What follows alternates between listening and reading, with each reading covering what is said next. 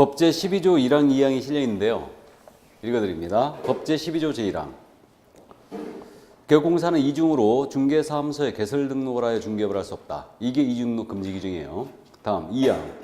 개업공사 등은, 등이란 말의 동그라미입니다. 개업공사 등은 다른 개업공사의 소속공사, 중개보조원 또는 개업공사인 법인의 사원, 임원이 될 수 없다 이랬어요. 이게 이중소속 금지 규정이에요. 자, 그럼 보겠습니다. 가볍게 제재를 위주로 기억해두면 돼요. 그럼 이중등록이란 말은 등록이 2개 이상이라는 얘기거든요. 이거 안 된다는 얘기죠. 등록은 일신역수이기 때문에 관할을 달리하든 종별을 달리하든 이중등록은 전면 금지예요. 예를 들어 여기 강남구에 개설 등록을 했는데 서초구에 와서 등록을 또 했다. 그러면 관할을 달리한 이중등록이고 강남구에서 공인인계상 개공으로 등록을 했는데 법인인 개공으로 다시 등록합니다. 그럼 역시 종별을 달리한 이중등록인데 전면 금지예요. 그럼 이중등록에 걸렸을 때 제재를 기억해야 됩니다. 등록을 반드시 양쪽 다 취소해버립니다. 해서 등록을 취소해야 한다. 이것을 저는 필요적 등록 취소라고 부를 거고 다른 분은 절대적 등록 취소라고도 부릅니다. 이걸 줄여서 필취라고 부를 거예요.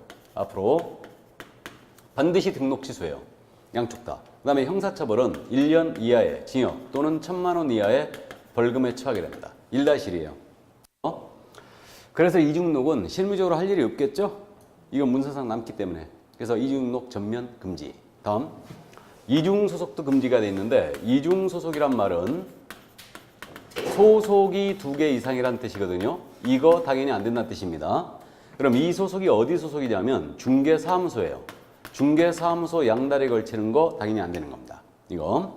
그럼 이중소속의 실태를 보면 A 개업공인인계사가 등록을 했는데 영업이 잘 안 돼요.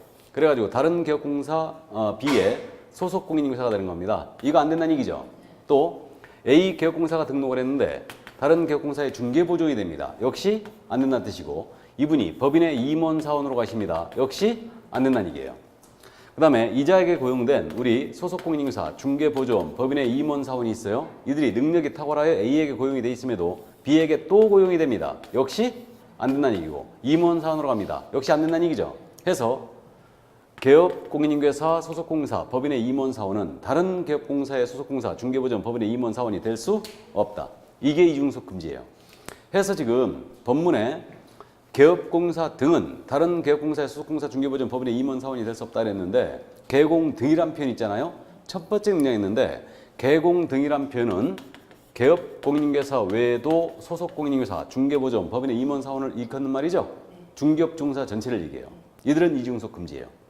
그러면 개공이 만약에 양다리 걸치다 걸렸잖아요. 그럼 이때는 등록 반드시 취소해요. 필취. 필요적 등록 취소에 1-1이에요. 1년 이하의 징역 또는 1,000만 원 이하의 벌금에 처합니다. 그럼 소속공인인계사가 양다리 걸치다 걸렸잖아요. 그럼 소속공사 양다리 걸치다 걸리면 이자는 자격증이 있죠. 자격 취소겠어요? 자격 정지겠어요? 자격 정지입니다. 자격을 어떻게 땄는데 취소당할 정도면 이거 감옥 가시는 거예요. 그래서 6월 이하의 자격정지 먹을 수 있고요. 1년 이하의 징역 또는 1,000만 원 이하의 벌금에 처합니다. 그 다음에 중개보조원이 양다리 걸치다 걸렸잖아요. 그럼 중개보조원은 자격도 없고 등록도 없어요. 그러니까 중개보조원은 1년 이하의 징역 또는 1,000만 원 이하의 벌금에만 처합니다. 그래서 이게 제재이기 때문에 이 제재를 기억을 해야 돼요. 개공은 필취예요. 이중소속가 걸리면. 근데 소공은 자격 정지를 받을 수 있다. 이렇게 되죠.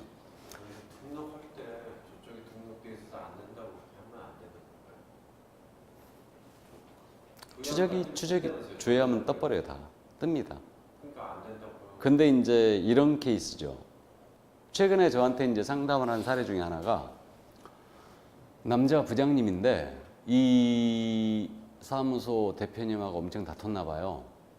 근데 이제 우리 다음 주 공부하지만 소공이나 보조는 고용신고 다 해요. 근데 이제 안 하는 게 태반인데 그래서 어쨌든 이분 남자 부장님을 고용신고를 해놓은 거예요. 중개보조원으로 고용신고했는데 다퉜대 많이. 근데 지나가다 보니까 저쪽 사무실에 이 부장님 앉아있더래. 고용관계 종료신고 안 했는데.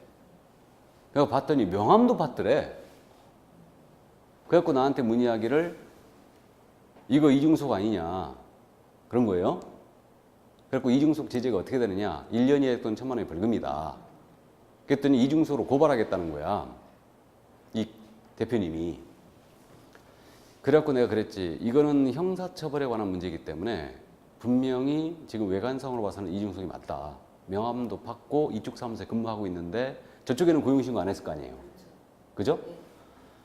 그러면 이거를 이중석으로 이제 잡아야 되는데 사실상 형사처벌에 관한 문제이기 때문에 명백한 증거가 좀 필요하다. 그쪽 사무소에서 업무를 수행했다는 그런 증거까지 나오면, 그러니까 계약을 수행했다든가 손님 현장 안내를 그쪽 사무실 손님을 현장 안내했다든가 이런 보조 업무라든가 이런 걸 수행한 사실이 있다면 이건 분명한 이중석이다 라고 얘기해 줬어요. 그럼 답이 됐습니까? 등록관청에 둘 다 고용신고 들어가면 이건 빼도 박도 못해요. 일단 들어오면 수리해야 되니까 그냥. 근데 이제 체크가 되겠죠.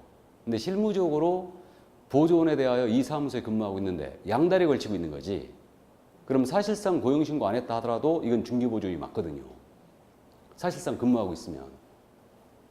무슨 말인지 이해되세요? 그러니까 그때는 이제 걸리는 거죠 다. 그러니까 이중록 이거 걸릴 일이 없어요. 이중석 걸릴 일이 없습니다. 내 사무소 운영에도 바빠 죽겠는데 무슨 다른 사무소 근무야 지금. 그럴 일이 없고요. 직원들이 그럴 일이 좀 있죠. 직원들이. 이게.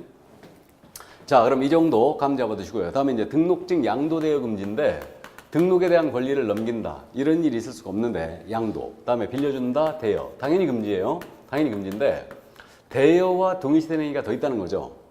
우리 개업공사가 다른 사람으로 하여금 자기의 성명이나 이번에는 상호도 들어가요.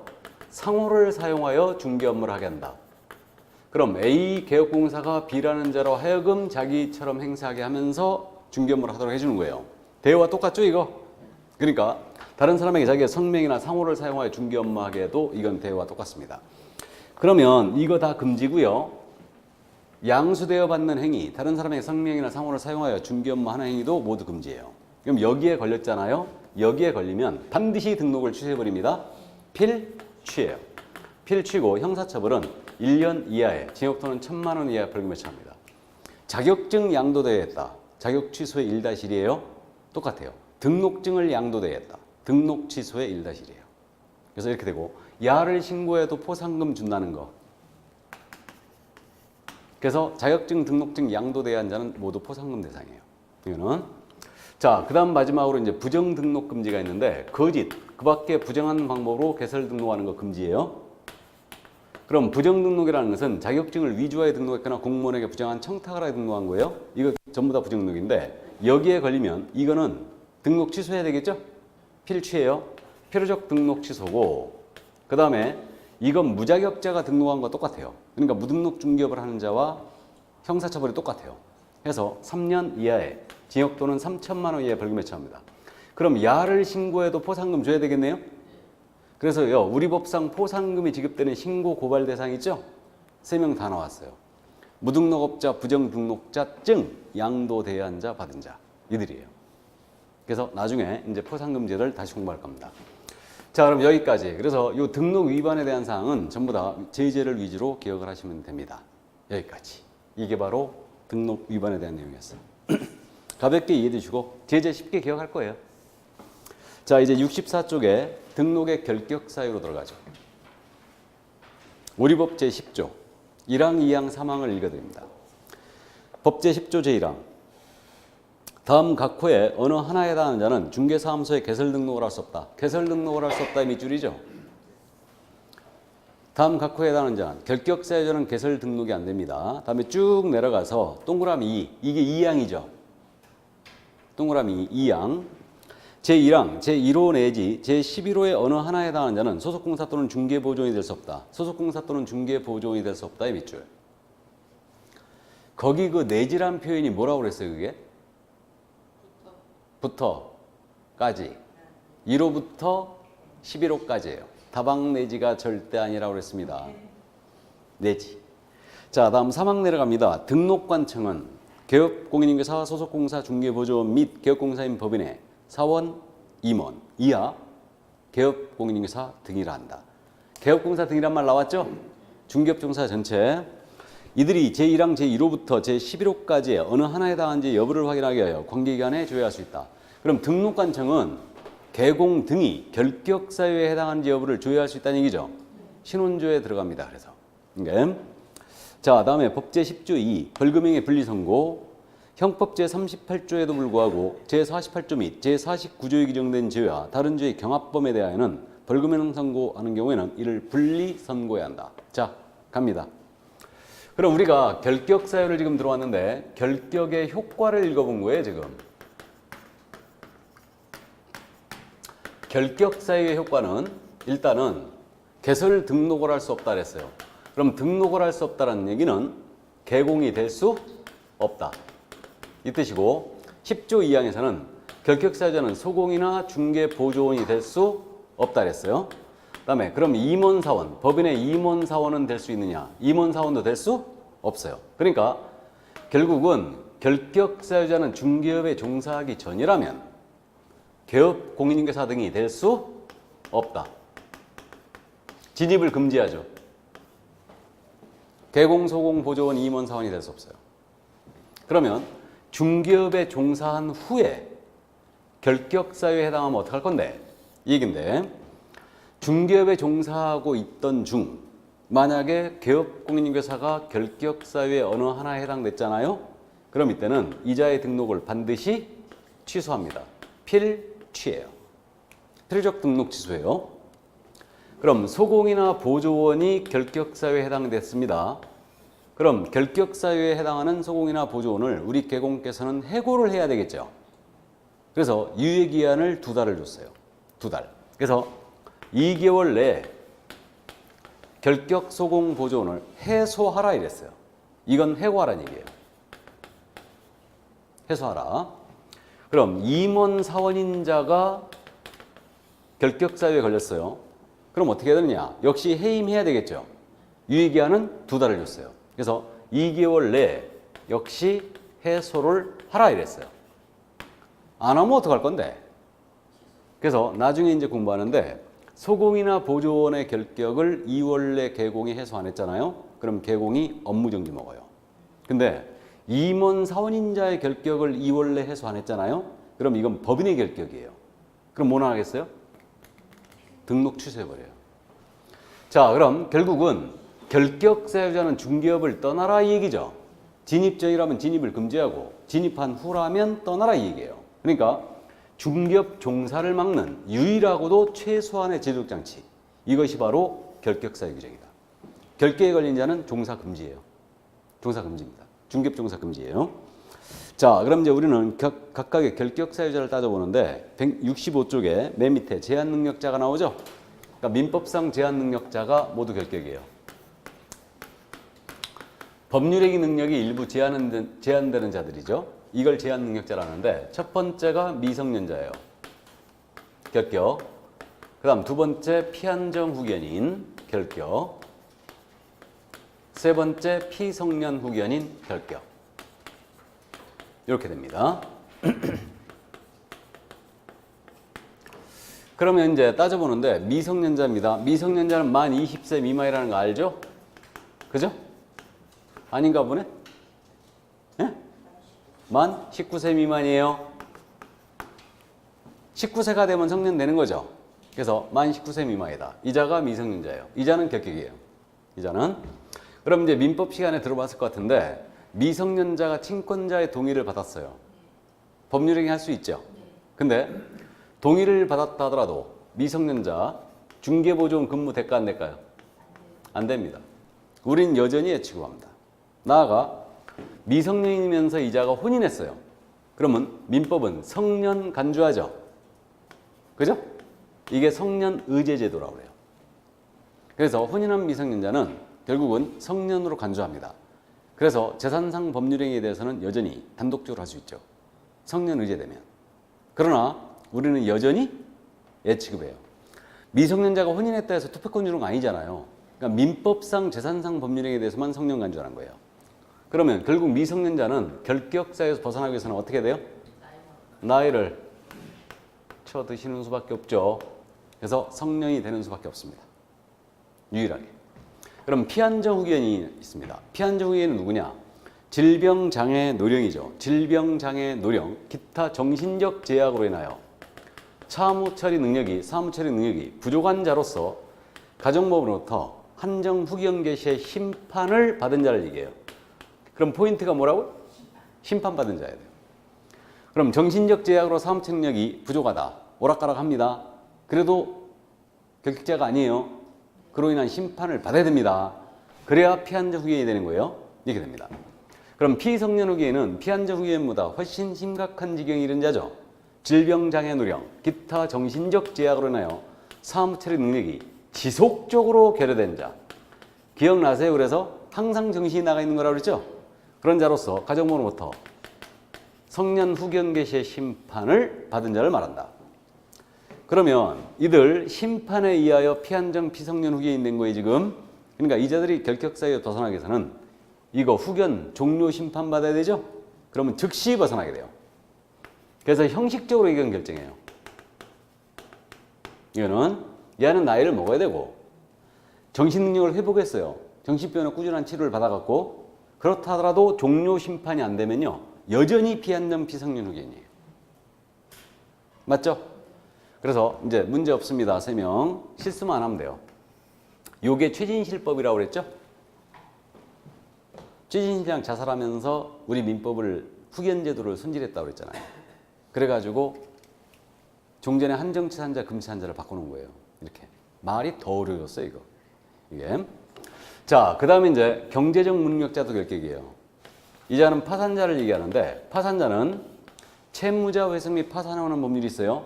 이 법에 따라 파산 선고를 받은 자를 얘기한다. 법원에 의해서.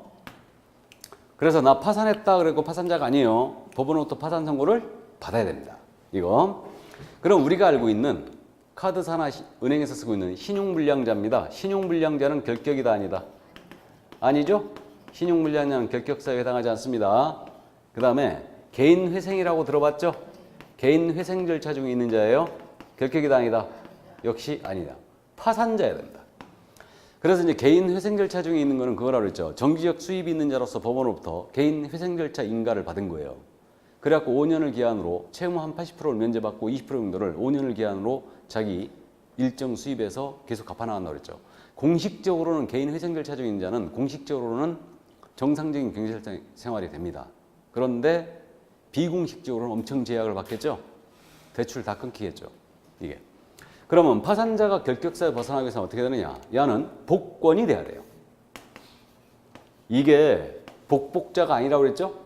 권리를 회복할 때 복자라고 했어요. 그러니까 복권이 되거나 복권 결정을 받아야 되는데 그래서 파산자가 로또 복권에 당첨이 되어 채무의 전부를 변제하고 금 10억이 남았다 하더라도 복권이 되지 않으면 여전히 결격이에요. 이해되시죠? 그래서 이제 여기까지. 그래서 4명 실수만 안 하면 그냥 맞춥니다. 이거 그냥 맞추는데 여기서 응시 결격과의 관계를 이해를 해 두셔야 된다고 그랬어. 시험을 못 보는 자가 응시 결격이죠. 이게 시험을 못 보는 자는 몇 명? 2명. 공인중개사 자격을 취소당했습니다. 몇 년? 3년 시험 못 본다고 그랬죠. 그 다음에 시험 컨닝하다 걸렸어요. 부정행위자죠. 얘는 몇 년? 5년간 시험을 못 봅니다. 그러면 이 두 사람을 제외하고는 우리 자격시험 다 볼 수 있어요. 그러니까 우리 법의 태도가 짐작이 된다고 그러죠. 여기서. 우리 자격시험은 전문 자격증이니까 능력이 다면 다 봐라 이거예요. 성별, 연령, 학력, 국적의 불무입니다. 두 사람을 제가 다 볼 수 있어요. 대신 여기서 잡겠다 이 의지죠. 여기서 잡겠다.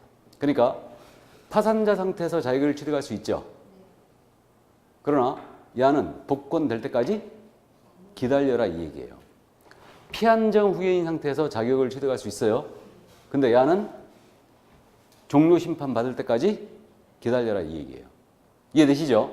그러면 파산자는 공인중개사는 될 수 있다. 맞습니까? 네. 맞죠? 네. 공인중개사가 될 수 있다 없다 문제는 시험을 볼 수 있다 없다. 시험 볼 수 있죠. 예. 그러니까 공인중개사 될 수 있어요. 그러나 소속 공인중개사는 될 수 없다. 알아보시겠어요? 그러니까 연결하면 그렇게 되죠. 파산자는 공인중개사는 될 수 있으나 소속공사는 될 수 없다. 결격이에요. 미성년자 공인중개사 될 수 있죠.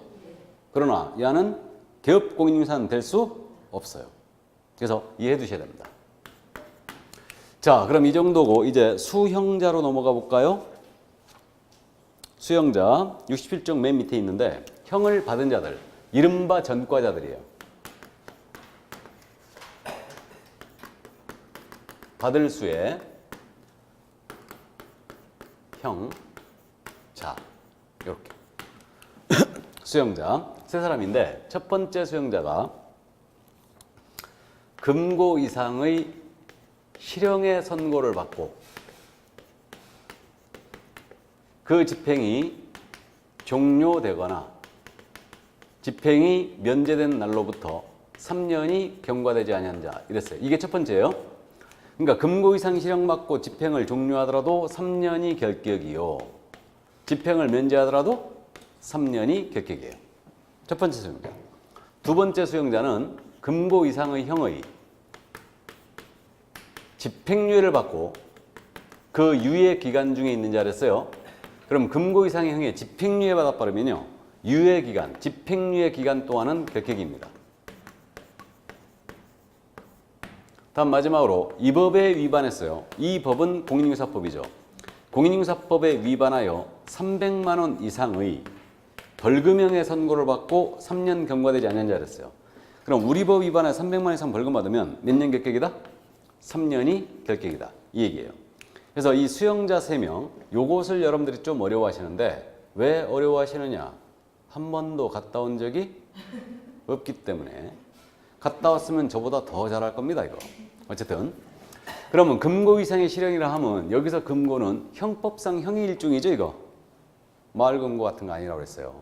그래서 우리 형법의 기준으로 보면 이거 형의 종류가 9가지가 나열되어 있어요. 최상의 형으로서는 사형, 그 다음 징역형, 금고형, 자격 상실형, 자격 정지형, 벌금형, 구류형, 과료형, 몰수형. 그래갖고 9가지 형의 종류가 이거예요. 위로 올라갈수록 세진 자는 그냥 알고요. 금고 이상 실형 그랬으니까 끊게 되면 여기고요. 이 위로 맞았잖아요. 바로 결격이에요. 그냥. 바로 결격입니다. 근데 사형은 아시는 바와 같이 영원히 사회에서 격리시켰어요. 그러니까 사형은 집행당했는데 결격을 잡을 일이 없죠. 그런데 우리는 사형제 폐지국가로 지금 분류되고 있어요. 10년이 넘게 사형 집행 안 하고 있으니까. 근데 사형 지금 대기 수들이 50명이 넘었는데 사형 선고가 확정된 자는 무조건 결격입니다. 그냥. 바로 결격이에요. 그러면 여기서 해당 사항 금고 이상의 실형의 선고를 받고 집행을 종료했다 그랬으니까 결국은 여기서 해당하는 것은 징역 또는 금고형이 해당 사항이 있는 거죠. 그럼 징역 금고를 받으면 결격입니다. 자, 그럼 제도에 대하여 가볍게 말씀드립니다. 징역형, 금고형, 구류형이 있죠. 이 세 가지는 교도소에 보육하는 점은 같다. 근데 징역형 교도소 보육하면서 일을 하고 금고형은 일을 안 하고 그래서 금고형이 조금 낮은 형으로 되어 있다고 그랬는데 이 노동천시의 경향 때문에 근데 개인적으로 봐서는 금고형이 징역형보다 훨씬 무거운 형 같다고 그랬죠? 예. 진짜 나쁜 놈들은 아무것도 시키지 말고 사각방에다 딱 넣어놓고 냅둬버려야 된다고 그랬죠? 그럼 나올 때쯤 누구 돼 있다고요? 그래서 금고형 받은 자들의 90% 이상이 자원에서 일을 하고 있는 거예요, 지금. 이게. 우리 박근혜 전 대통령, 이명박 전 대통령, 물론 항소 중에 있지만 징역형 받았어요? 금고형 받았어요? 전부 다 징역형 받았습니다. 그러니까 일을 시켜야 되는데 안 한다고 개기는 거 아니야 지금. 박근혜 전 대통령이 잠깐 뭐 풀 좀 몇 번 뽑다가 말았다며요. 발가락 아프다고. 그죠? 이명박 대통령이 이제 쇼를 또 해야 되니까 휘청하고 법원에 끌려오면서 막 옆에 짚고 그렇게 해야 돼. 그 다음에 대기업 총수들은 주로 어떻게 해요? 휠체어 타고 오지. 맞죠? 어쨌든 그렇게 되고요. 구류형은 징역금고에서 기간만 짧아요. 하루 이상 29일까지. 이게 구류형이에요. 물론 일을 안 합니다. 그래가지고 제가 그랬잖아요. 우리 어렸을 때 할머님들이 그랬다고. 박서방네 큰아들이 닭설이 하다 걸려서 3일 구리 살고 왔대. 구리가 구류예요. 구류. 이게. 자, 그래서 이렇게 되고요. 그 다음 이제 자격상실형, 정지형이 있는데 자격상실은 사형이나 무기를 받았잖아요. 그럼 징역금고는 유기, 무기로 구분하죠. 그래서 이제 한 달 이상이 되는 건데 유기 징역, 유기 금고는 법정 최고형 50년까지 때릴 수 있다고 그랬어요. 그 다음 이제 자격상실형은 사형이나 무기를 받아버리면은 공무원이 되는 자격 같은 걸 영원히 상실시킵니다. 이게 자격상실형이라고 그러고 자격 정지형은 1년 이상 15년 이하의 기간 동안 자격을 정지시키는데 우리 공인중개사 자격 정지 있다고 그랬죠. 소공이 이중소다 걸리면 자격 정지 먹을 수 있다고 그랬잖아요.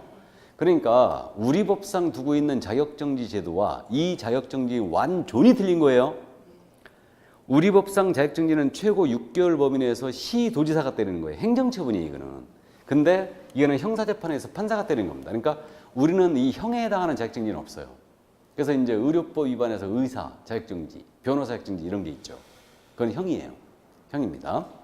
그 다음에 이제 벌금하고 과료 있죠. 이건 재산형인데 돈으로 냅니다. 금액만 둘이 차이 있죠. 벌금은 5만 원 이상. 과료는 2천 원 이상 5만 원 미만을 얘기해요. 그래서 이제 과료는 주로 이제 경범죄 처벌법에 많이 있어요. 형법에도 일부 규정이 있지만. 그래서 이 과료형은 형입니다. 과태료하고 틀려요. 주차 위반 과태료는 행정절차나 행정질서벌이고 이거는 형사재판에서 판사가 때리는 거예요. 형의 일종입니다. 그다음에 이제 몰수는 범죄 제공된 물건이나 범죄나 생긴 물건을 국가 소유권 취득하는 행위. 그래서 도박죄, 뇌물죄 제공된 금품은 필요적 몰수 사항이고 이거 몰수할 수 없다면 모두 추징하게 돼 있어요. 그래서 이명박 전 대통령, 박근혜 전 대통령 뇌물이에요. 다 추징 들어가는 겁니다. 이게. 자, 그럼 형의 종류 9가지가 이거고 우리와 관계있는 것은 징역금고뿐이다. 그럼 징역금고 받으면 바로 결격이에요. 결격이고 집행을 종료했대요. 그럼 이 집행이란 말을 뭘로 이해하시라고 그랬냐면 교도소에 복역하는 거, 콩만 먹는 거예요. 이걸 끝냈대요. 그럼 3년 더 결격입니다. 그럼 집행을 종료하는 사유가 뭐가 있냐면 만기 석방, 만기 출소, 만기 출감이 있다고 그랬어요. 그럼 만기 석방된 자는 몇 년이 더 결격? 3년이 더 결격이에요. 집행 종료됐으니까. 자, 그럼 역시 징역 3년으로 연습합니다.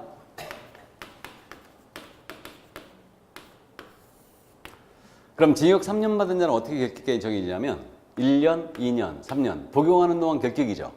그래가지고 만기 출소했어요. 만기 석방됐다. 그럼 몇 년이 더? 3년 더 결격이에요. 그럼 징역 3년 받은 자는 총 결격기간이 6년으로 가는 겁니다. 문제 없어요. 근데 중간에 임시적으로 석방받는 경우가 있다고 했죠. 이게 가석방 제도죠. 이게 임시가짜로 했어요. 가등기, 가압류 다 임시가짜예요. 그럼 가석방이라는 제도는 그거죠. 자기가 받은 형기의 3분의 1은 무조건 복역해야 됩니다. 무기 받은 자도 가석방 될 수 있는데 무기 받은 자는 가석방 받으려면요 무조건 20년 살아야 돼요. 이거. 그래갖고 이제 가석방 됐잖아요. 그럼 남은 형기를 못 마치고 나오죠. 그러면 남은 형기가 가석방 기간이에요. 그럼 그 기간 동안 가석방 감독을 받아갖고 범죄를 저지르지 않고 잘 경고했다. 그러면 집행을 종료한 것으로 간주하죠. 그럼 우리는 다시 몇 년? 3년 결격이에요. 그럼 가석방 받은 자는요. 가석방 기간 결격입니다. 그 다음에 이 기간 무사히 경고하면 집행을 종료한 것으로 보니 다시 3년이 되는 거예요. 자, 따져봅니다.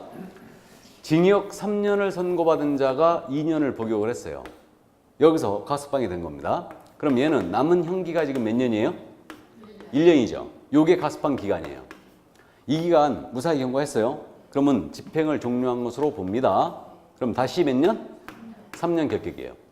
그래서요. 가석방 받은 자는요. 가석방 기간 더하기 3년이 되는 거예요. 근데 만기 석방된 자 비교했을 때 총 결격 기간은 어떻게 돼요? 같아요. 사회로 복귀된 시점에 결격이 어떻게 더 잡히냐? 요것만 차이가 있는 거예요. 감아요? 자, 그 다음 이제 집행을 면제했대요. 그럼 교도소에 복역하는 걸 면제했다고 그랬는데 집행면제 사유가 뭐가 있느냐? 특별사면이라는 게 있죠. 이게 여러분들이 광복절 특사로 들어본 거죠, 지금? 이게 특별사면이에요. 그럼 특별사면은 대통령의 특권입니다. 그래가지고 이 대통령이 사람을 정하는 거예요. 사람을 딱 정해가지고 너 이제 그만 집행할 테니까 나가라 이거예요. 이거는. 그러면 특별사면은 집행을 면제받았으므로 우리는 결격이 3년만 더 잡히는 거예요. 해서 예를 들면 징역 3년을 선고받은 자가 2년을 복역을 했어요. 여기서 특별사면을 받은 거예요. 대통령으로부터. 그럼 얘는 잔형기 따져요, 안 따져요? 안 따지고 몇 년만? 3년만 딱 할게요. 그래서 가석방과 확실한 차이를 보이고 있죠, 이게. 예. 근데 말은 비슷한데 완전히 틀린 제도가 있다고 그랬어요. 일반 사면이라는 제도가 있다고 그랬죠?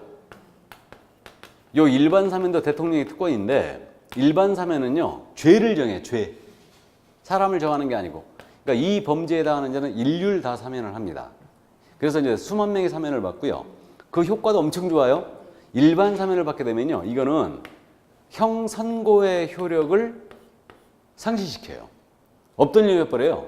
그럼 어떻게 되느냐? 우리 객계에서는 즉시 결격에서 벗어난다는 거죠, 이거. 그래서 이게 바로 특별 사면과 확실한 차이를 보이는 거예요, 지금. 일반 사면은. 그래서 대통령이 일반 사면을 단행하기 위해서는요. 수만 명의 사면을 받고요. 형 선고 효력을 없애버리기 때문에 국회 동의받아야 돼요.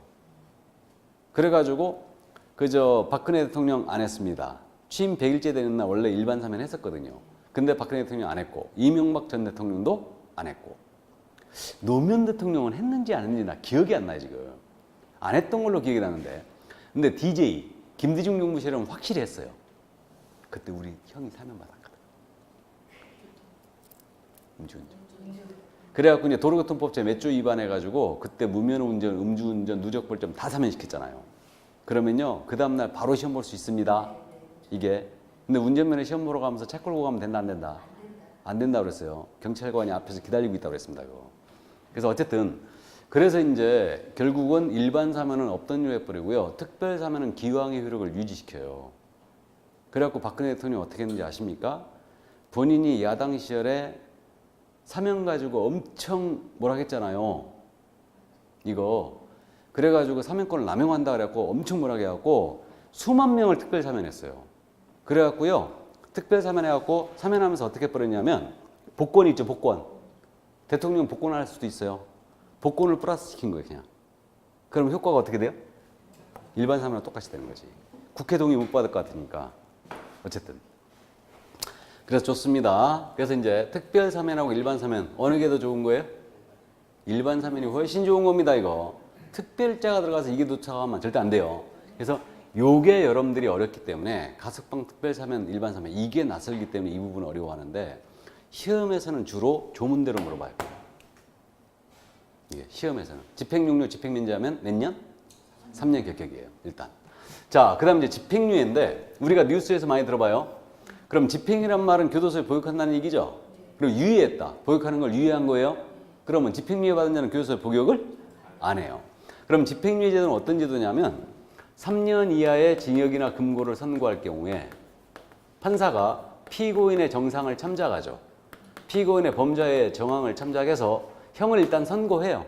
선고해놓고 이 선고한 형의 집행만 1년 이상 5년 이하의 기간 동안 유예를 시켜주고 이 유예 기간을 무사히 경고했잖아요. 그러면 형 선고의 효력을 상실시킨 제도예요. 없던 일을 해버린 제도예요. 이게 뭔 얘기냐면 이제 중대범죄가 아니란 얘기예요.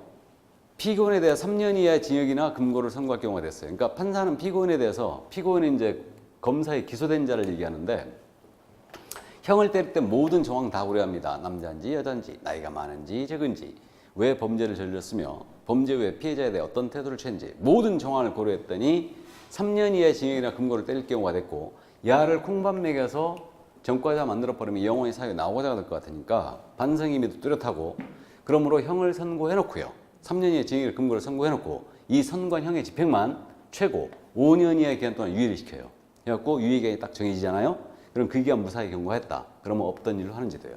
그래서 예를 들면 피고인에 대해서 형이 징역 2년에 집행유예 4년이 선고됐어요. 그럼 이게 그 뜻입니다. 너 징역 2년에 콩밥을 매게 되겠지만 내가 정상을 참작해서 4년 동안은 유예를 할 테니까 나가 사고치지 말아라 이 얘기죠. 그럼 이 기간 지나버리면 어떻게 된다? 없던 일로 한다. 그러니까 우리는 객견이 어떻게 잡혀요? 이 케이스에서는 4년만 딱 잡히는 거예요. 그러니까 명심할 게 집행유예 기간이 지나버리면 없던 일로 하는 거예요. 그러니까 여기다 플러스 3년 하면 돼요, 안 돼요? 안 되고 둘이 더하 6년 해도 안 돼요. 집행유예 유예 기간만 딱 객격이에요. 이게. 그래서 요즘은 집행유예 나가면서 사회봉사명령 같이 나간다고 그랬죠. 이게. 그래서 유예 기간만 딱 객격이다. 그러면 집행유예는 통상 받은 형이에요. 2배 정도로 길어요. 집행유예 기간이. 징역 1년에 집행유예 2년 또는 3년, 징역 2년에 집행유예 4년 또는 5년, 징역 3년에 집행유예 5년 이런 식으로 나갑니다. 그래가지고 유예기간 경과해버리면 없던 일로 해버려요. 이게. 그럼 집행유예 받은 자는 형의 선고는 있었어요, 없었어요? 있었죠? 만약에 집행유예 기간 동안 범죄 저질렀잖아요. 그럼 어떻게 되냐면요. 그렇죠. 새로운 범죄하고 유예했던 거 있죠, 이거 2년. 합쳐가지고 다 집행해버려요. 이렇게 됩니다. 그럼 이제 집행유예는 결격이라는 거 알아봤고요. 선고유예라는 게 있다고 그랬어요. 그럼 선고유예는 그 의미를 몰라도 판사가 땅땅땅을 해야 되죠. 근데 안 하고 들고 있는 거예요. 계속. 이게 선고유예요. 그러니까 판사가 봐줘버리는 거지. 그러니까 경미한 초범에 대해서만 나갈 수 있어요. 그럼 선고유예를 받은 자는 결격사유에 해당한다, 안 한다? 안 한다. 전에는 선고유예가 결격이었거든요. 근데 현재는 아니에요. 집행유예만 결격이에요. 이게. 그럼 만약에 벌금 300만 원의 선고유예를 받았다. 벌금 내게 안 내게요? 안 냅니다. 안 냅니다. 자, 그 다음 이제 수용자 마지막. 이 법에 위반했대요. 이 법은 공인중개사법을 말하죠? 그럼 공인중개사법에 위반하여 얼마 이상이라고요? 300만 원 이상 벌금 받았잖아요? 그럼 몇 년? 3년이 결격입니다. 그래서 벌금형에 대하여는 이 법이냐 타 법이냐를 따지고 있죠? 그러므로 형법을 위반하여 300만 원 이상 벌금 받았어요. 결격이 아니에요. 구체적으로 사람 지업했습니다. 폭행으로 벌금 받았습니다. 또는 음주로 벌금 받았어요. 음주운전으로 결격이 아니에요. 그래서 벌금형에 대한 우리법 위반이고 우리법 위반이었을 때 얼마 이상 받아야 된다고요? 300만 원 이상입니다. 그럼 3년 동안 쉬셔야 돼요. 해서 수용자 셈이 바로 이건데 이제 오늘은 양벌 규정에 의한 벌금도 결격이냐 이걸 따져봐야 돼 이제. 교재 71쪽에 중간쯤에 판례가 있죠. 71쪽에 판례. 이걸 지금 현재 지금부터 소개하는데 보실까요? 우리 일순환 하신 분은 이거 들어봤는데 양벌 규정이라는 거. 양쪽을 다 벌한다는 얘기거든요. 우리 법 50조 규정이에요. 나중에 이제 제지에서 공부합니다. 양벌 규정인데 양쪽을 다 벌한다. 소속 공인중개사, 중개보조원, 법인의 임원 사원이에요. 개업공사가 고용한 자들이죠. 이들이 중개 업무를 수행하다가 공인중개사법 위반으로 징역 또는 벌금에 처하는 행위를 했던 거예요. 그럼 이들은 징역벌금을 처벌합니다. 이때 이들을 고용한 우리 개업공사 있죠. 개업공사도 처벌해요. 개업공사는 그 위반 행위에 규정된 벌금형을 고한다 이렇게 돼 있어요. 이거 다만 해당 업무에 관하여 상당한 주의와 감독을 다했을 때는 그러하지 아니하다. 벌금을 면해요.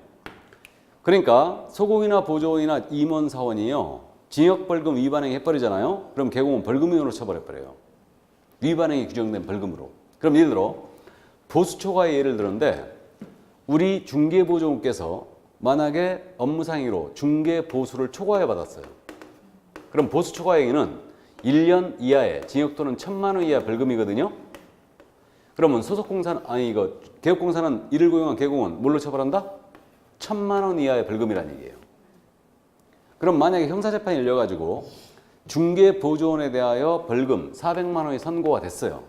그럼 똑같이 개공도 400을 맞는다는 얘기 아니에요? 법정형만 같다는 얘기죠. 그러면 개공은 상당한 주의와 감독을 다했느냐 여부에 따라서 더 맞을 수도 있고 덜 맞을 수도 있고 안 맞을 수도 있어요. 선고형이 같다는 건 아니에요. 이게. 자, 그럼 여기서 생각해 봐야죠. 보조원의 업무상의로 개공이 양벌 규정을 적용받았어요. 양벌 규정을 적용받는 바람에 벌금 만약에 400만 원이 선고가 된 거예요. 이게 300만 원 이상 받은 거죠 지금. 그럼 이게 결격이냐의 문제가 생기죠 이거. 이 점에 대해 우리 대법원은 판단 어떻게 되느냐. 이 법에 위반하여 300만 원 이상 벌금을 받았다는 것은 자신의 행위로 받아야 된다. 양벌 규정으로 받는 것은 해당 사항이 없다라고 했어요. 아주 타당한 해석을 했죠. 이거를 그럼 양벌 규정에 의한 결격은 벌금은 결격이 아니라는 얘기예요. 이거 기억하세요. 자신의 행위로 받아야 돼요. 그 판례 내용이 바로 그 얘기예요. 자신의 행위로 받아야 됩니다. 그래갖고 뭐 시간이 조금 늦었지만 제가 잘난 척을 좀 해보면요. 이 책 제 책이라고 그랬죠. 제가 썼다고 그랬는데 저는 강의를 하고 나서 한 3년 차부터 책을 손을 댄 것 같아요. 근데 이게 2008년도 판례 아니에요 지금. 그죠? 그래서 제가 이제 책을 쓰면은요. 이게 법 해석하기 때문에 결국은 많은 고민을 하게 돼요. 책을 어떻게 쓸까? 이걸 어떻게 해석할까? 근데 그때 당시에 우리 이 교재들이 다른 이 공인중개사 교재들이 전부 다 양벌규중의한 벌금도 결격이다 이렇게 다 써놓은 거 책을. 그래서 내가 책을 쓰면서 아니 벌금 받아버리면 개공은 등록 취소에다가 결격에 빠지게 돼요. 그럼 이거는 상당한 생계 타격을 미치는데 자신의 행위도 아닌 이거 고용한 그자의 업무상의로 개공이 벌금 받아가지고 등록 취소한다는 게 이게 말이 되느냐. 그래가지고 내가 이 길로 이제 접어들게 만든 제 그 지금 중개사법 강의하는 친구 있어요. 걔 때문에 내가 아주 배렸는데. 그래가지고 그 친구한테 전화해서 내가 그랬어요. 야, 양벌규중의한 벌금은 결격 아니라고 해야 되는 거 아니냐? 내가 그랬거든요. 근데 그 친구 하는 말이 야, 우리 대학 강의하는 거 아니다. 학원 강의하는 거다. 대학 강의였다면은 네가 강단에 서가지고 사정없이 그 비판해버리겠지만 학원 강의니까 딴 데 다 그렇게 쓰는데 책을 어떻게 그렇게 쓰겠느냐 그러는 거예요. 또 그 말도 생각해보니까 맞는 얘기야. 그래갖고 그냥 나도 그냥 그래 더 이상 언급 안 하고 그냥 냅둬 버렸지. 그랬더니 얼마 뒤에 이 판결 나온 거예요. 그래갖고 내가 전화했지. 봐라 자스가 내 말이 맞지 이게. 잘난 척 해봤습니다. 양벌규중의한 벌금은 결격이다 아니다? 아니다. 자신의 행위해야 돼요. 자, 그래서 그 정도만 이해해 두시고 나머지 이제 행정처분을 받은 자로 넘어갑니다. 그 행정처분을 받은 자 5명이 있는데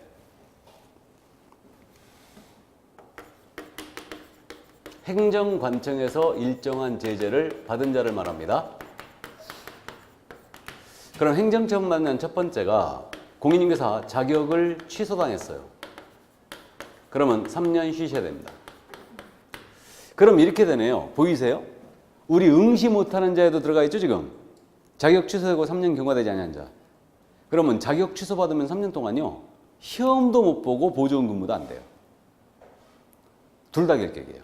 다음 두 번째, 공인중개사의 자격을 정지당했어요. 자격 정지는 최고가 몇 개월이라고요?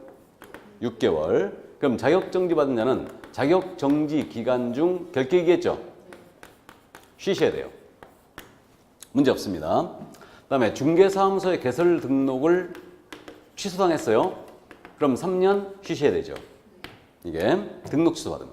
등록 취소와 자격 취소는 틀리다고 그랬죠? 틀립니다. 자, 다음 네 번째로 아까 말씀드린 영업정지, 업무정지 받고 폐업할 수 있다고 그랬죠? 폐업을 들어갔어요. 그러면 그럼에도 불구하고 업무정지 기간 동안은 결격이죠. 그럼 간단하네요. 취소받으면 몇 년? 3년. 정지받으면 정지 중 결격이다 이해하면 되는 거죠? 이렇게. 자, 그 다음에 이제 법인입니다. 법인인 개업공인중개사가 업무정지를 먹었어요. 이때 이 업무정지 처분의 사유가 발생할 당시, 즉 위반할 당시죠 이거. 위반할 당시에 재직하고 있었던 법인의 임원이나 사원이었던 자 있죠?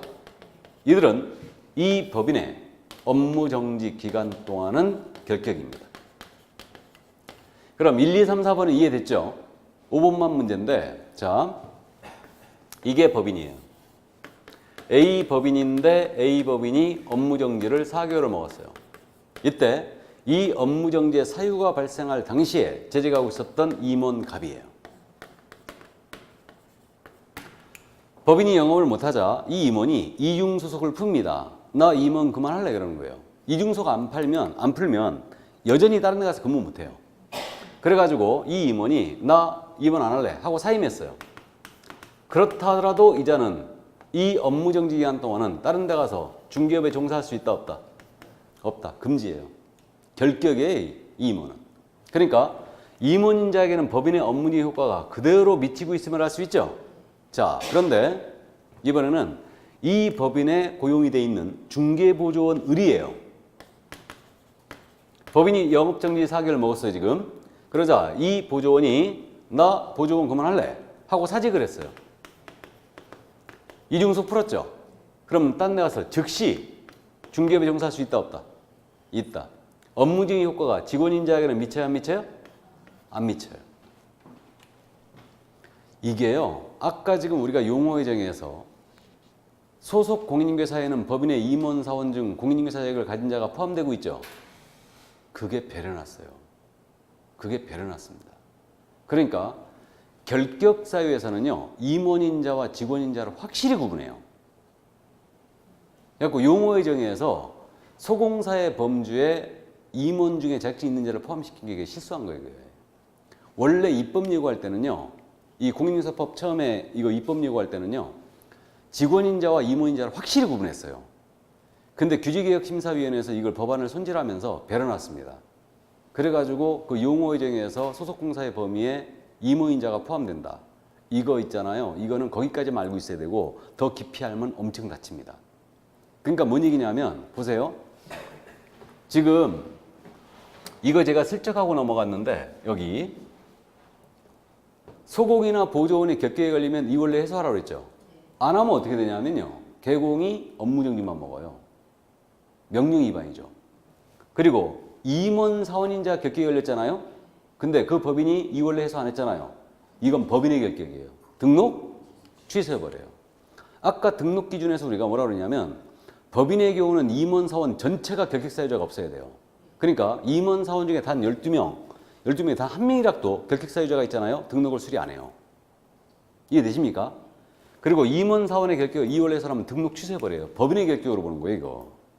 근데 소공이나 보조원, 직원인자의 결격을 이원래 해서 안 했다. 업무정지만 먹죠. 차이를 두고 있죠, 지금. 그리고 법인이 업무정지만 먹으면 임원인자에게는 그대로 미쳐요. 근데 직원인자에게는 미치지 않아요. 그러니까 소공사의 범주에 임원을 포함시키면 안 된다니까.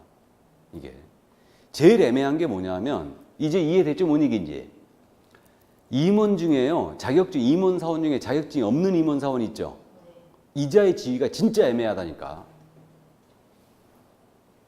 해결이 안 돼, 이거는. 임원 사원 중에 자격증이 없는 자는 보조원으로 볼 수도 없어요, 그거. 그렇다고 소공으로 받고 계약서 쓸 수도 없어요. 그러니까 차라리 보조원에 가까워요. 근데 가서 실무교육은 받아야 돼.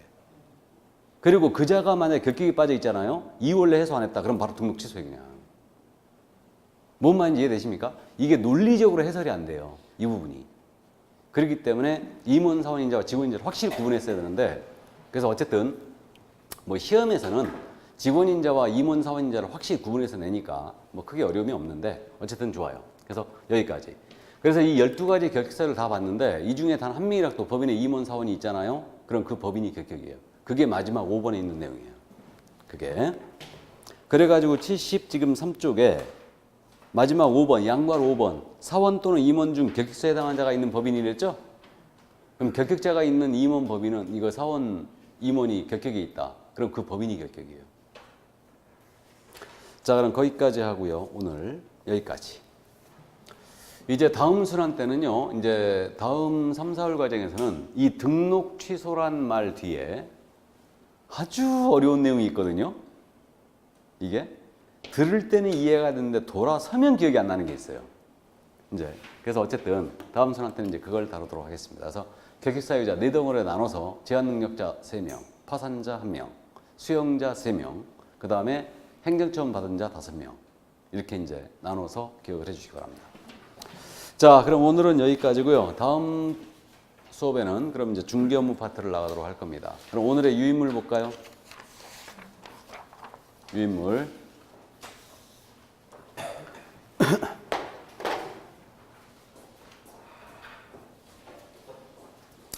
1번 보죠.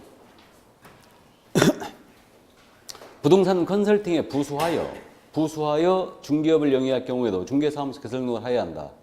부수를 하더라도 등록해야 된다고 그랬죠? 5. 2번 공인인사 또는 법인이 아닌 자는 중개사무소에 개설 등록을 신청할 수 없다. 이거 오락 해야 돼요? X라 해야 돼요? 오락 해야 되죠. 괄호 속에 있는 말이 빠졌죠? 소공사를 제외한다. 기억나요? 구조 2항 조문 그대로 실었는데 일부러 제가 괄호 속에 있는 말을 뺐습니다.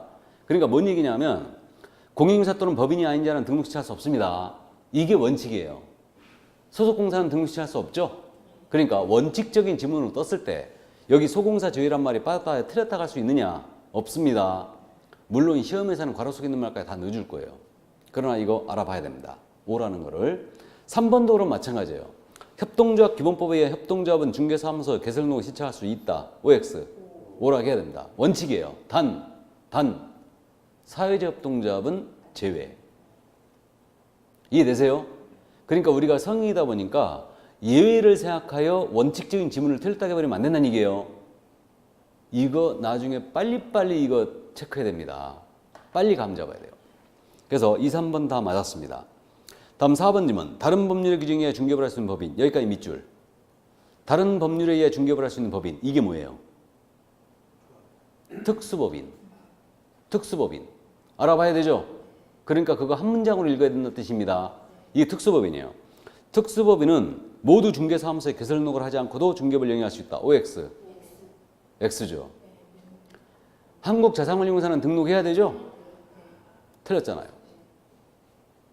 자산관리공사는 등록해야 돼요. 그래 틀렸고 5번. 등록 신청은 신청인의 주소지에 관할 시군구청장이 해야 한다. 주소지에 밑줄 긋고 X 나가야 되죠? 사무소 소재지죠.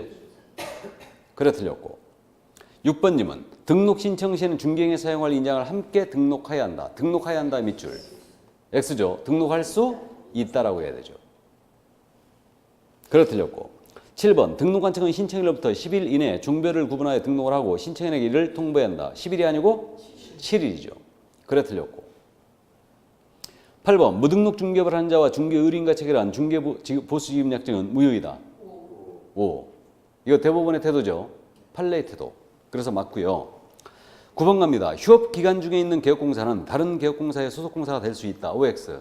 X. 우리는 휴업기간 중이든 업무정지 기간 중이든 이중속할 수 있다 없다? 없다. 그러므로 X. 이중속 전면금지. 다음 10번. 중개보조는 2 이상의 중개사무소에 근무할 수 있다. OX. X. 이중속 금지죠? 보조원도 금지예요. 그러니까 X. 다음 11번. 결격사유에 해당한 자는 중개보조원이 될 수 없다. 5죠. 결격사유자는 보조원, 소공, 개공, 임원사원 다 될 수 없죠. 그럼 5. 다음 12번. 성년 의제된 미성년자는 중개사무소에 개설 등록을 할 수 있다. OX. X. 미성년자죠 지금. 미성년자는 절대 등록할 수 없습니다. 그러므로 X. 13번. 파산 선고받고 복권을 신청한 자는 복권을 신청해 밑줄 쫙. 결격사유에 해당하지 아니한다. OX. X. 복권 신청 갖고는 안 돼요. 복권 돼야 돼요. 이거 장난친 것 같지만 기출지문이었습니다. 역시. 복권이 돼야 됩니다. 신청 갖고는 안 돼요.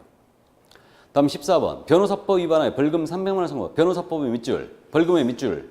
3년간 격사에 해당한다. 해당한다의 밑줄. OX. X. 타법 위반 벌금이죠.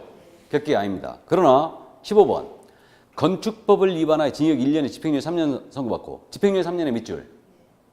1년이 경과된 자는 결격사에 해당하지 아니한다. 해당하지 아니한다. 밑줄 쫙. 1년이 경과의 밑줄 쫙. OX. X죠. 집행유예 몇 년 받았어요? 3년. 그럼 이 안은 3년 지나야 되죠? 그러니까 해당하지 않는다. X입니다. 그럼 건축법 위반에 집행유예 받아도 결격은 맞네요. 해서 주의할 점이 벌금형에 대하여만 우리 법 타법 따졌죠? 공사법 위반이에요. 근데 징역, 금고, 집행유예는 법을 따진다 안 따진다? 안 따진다. 바로 결격이에요. 그냥. 건축법을 위반했던, 형법을 위반했던, 도로교통법을 위반했던 징역, 금고, 집행유예 받으면 그냥 결격입니다. 맞죠?